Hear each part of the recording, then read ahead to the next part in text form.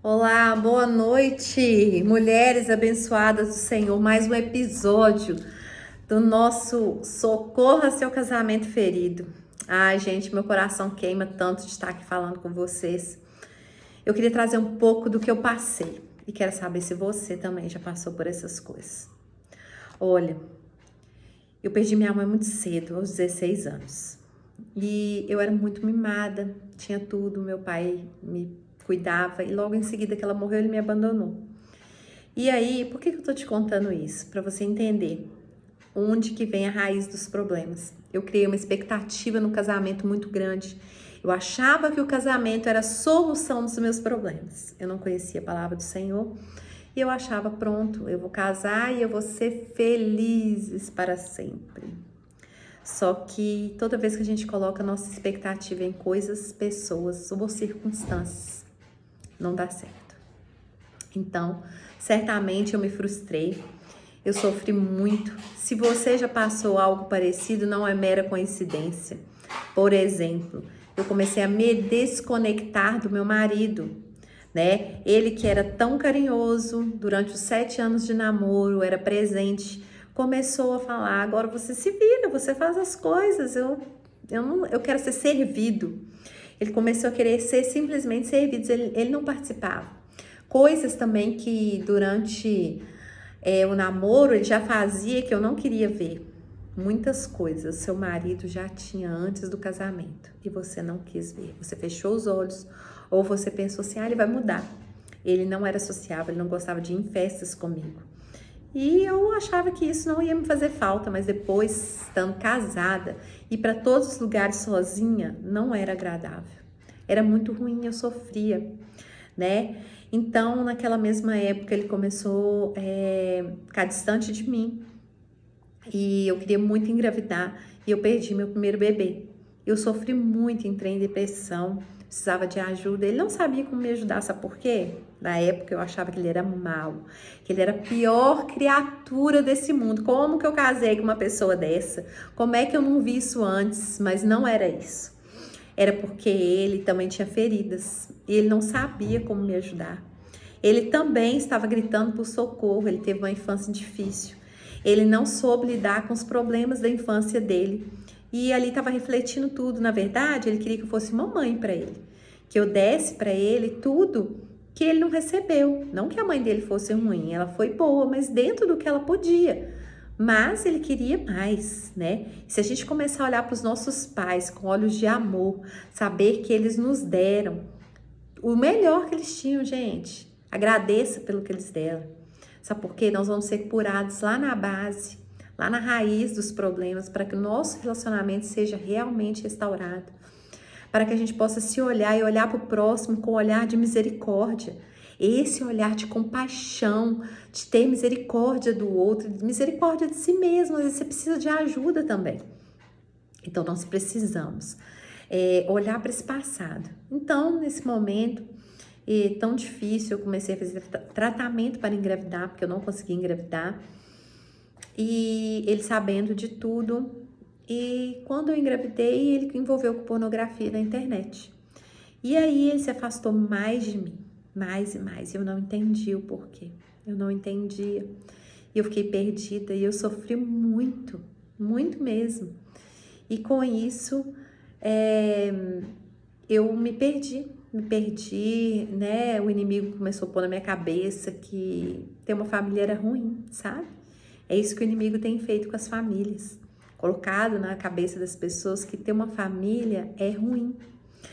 Então, eu comecei a pensar, eu vou ter uma profissão, vou ganhar dinheiro, vou ser independente. E comecei a ser independente, ter meu dinheiro, ter minha vida. Tive minha filha, mas eu me senti sozinha durante a gravidez, me senti sozinha durante a chegada dela. E isso me feriu muito e aquela mágoa me consumiu. Isso só trouxe mais distanciamento entre nós. E o casamento estava rumo ao fim, rumo ao fim. Eu não via sair. Gente, eu me converti, busquei a Deus. Deus me auxiliou nesse processo. Mas dentro de mim eu ainda não estava satisfeita. Eu pensava assim, por que eu escolhi essa pessoa? Por que eu não vi isso antes? Ele tinha dificuldades em várias áreas, ficava muito isolado, muito sozinho. E eu queria atenção, eu queria um monte de coisa. Eu não entendia. Hoje, com o conhecimento que eu fui buscando ao longo dos anos, a gente tem que entender o que o outro passou. Você conhece a história do seu marido? Você conhece, sabe o que ele passou? O que é ferido nele? Ele aprendeu? Ele teve uma referência paterna que ensinasse ele a ser atencioso? Porque a gente quer assim, ó, vamos supor.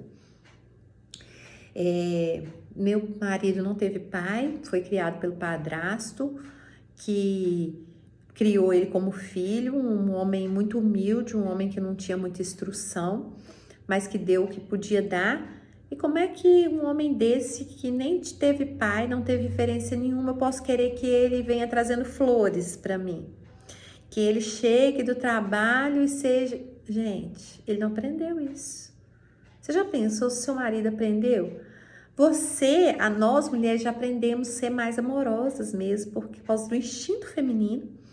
E as mães, né? A gente vê as mães da gente ser mais amorosas. Mesmo assim, tem mulher seca, porque ela viu a mãe sendo seca e ela também é áspera, ela é seca. Então não é padrão não, gente, não é padrão não.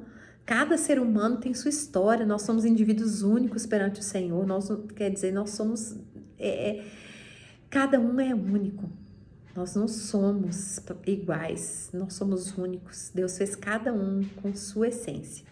Então nós temos que respeitar isso que Deus colocou em cada um. Temos que olhar o outro com olhar de misericórdia e aprender a orar por esse cônjuge, a buscar a paz em nós mesmos. Eu comecei a ter paz quando eu conhecia Jesus, comecei a ter paz comigo mesmo. Não cobrar tanto dele, saber que a paz não vem dele estar ou fazer ou deixar de fazer. Vem de eu ter Jesus, de eu ser curada, das minhas emoções estarem equilibradas, porque o fruto do Espírito, um dos gomos do fruto do Espírito é o quê? Domínio próprio. Então, o domínio próprio eu precisava adquirir. E isso não ia vir do meu marido, isso ia vir de uma busca minha com o Senhor.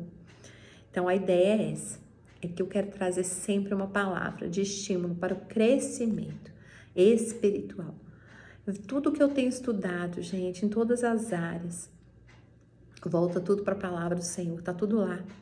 Sabe, quando você tem que curar essa criança interior para você entender, ainda olhar o outro, olhando o que ele passou, isso tudo é ter misericórdia. A palavra é essa, compaixão e misericórdia. Ter misericórdia das dores alheias.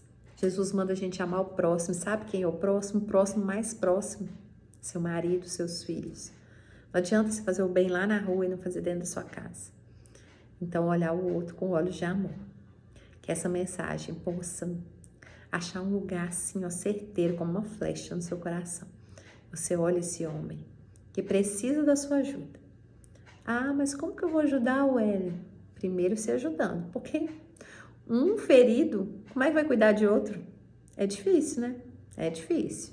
Então, primeiro se cuidando de você, se fortalecendo. E aí sim, você dá a mão, estende, cura aquelas feridas, porque você vai estar forte para cuidar do outro. Porque isso sim é o amor de Cristo aqui na Terra. É se doar. Ele veio para servir e nós também. Quando a gente olhar a vida com outros olhos, as coisas vão ficar mais fáceis. Beijo no coração. Lá no Instagram sempre tem uma mensagem, tem um grupo de conexão. Espero vocês por lá também. Beijo.